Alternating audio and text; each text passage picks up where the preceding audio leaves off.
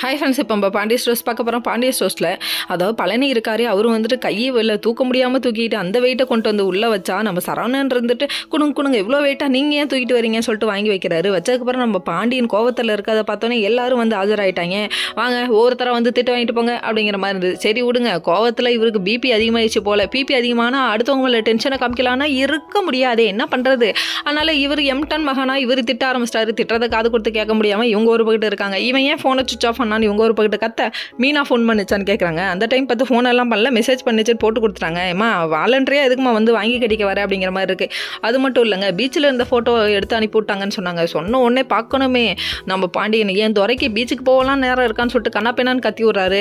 எப்பா உன்ன மாதிரியே இருக்க முடியுமாப்பா, எப்படிமா நீ கோமதியம்மா அந்த காலத்தில் இந்த பையன் தான் வேணும்னு சொல்லிட்டு அடம்பிடிச்சு இழுத்துட்டு ஓடியாந்த, அதெல்லாம் தப்புமா, அப்படிலாம் இருக்கக்கூடாது.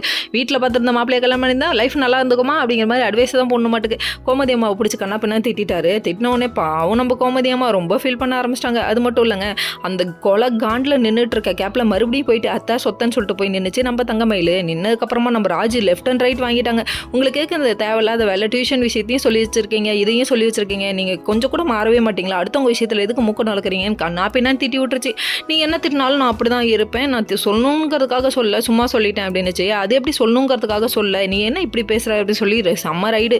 உடனே அழுதுகிட்டே போயிடுச்சு. போயிட்டு சரவணன்ட்ட என்ன கேளுங்க, என்ன எல்லாரும் திட்டுறாங்க, இவங்கெல்லாம் கூட்டணியாக இருக்காங்களா, என்ன கூட்டணிமா, கூட்டணி நடத்துகிற அளவுக்கு பெரிய கட்சியெல்லாம் இல்லாமல் அது அப்படிங்கிற மாதிரி ஆயிடுச்சு. இதெல்லாம் ஒரு பக்கம் இருக்க, நான் வந்து கேட்க மாட்டேன், நான் போய் சாப்பிட போகிறேன், இவர் கிளம்பிட்டாரு.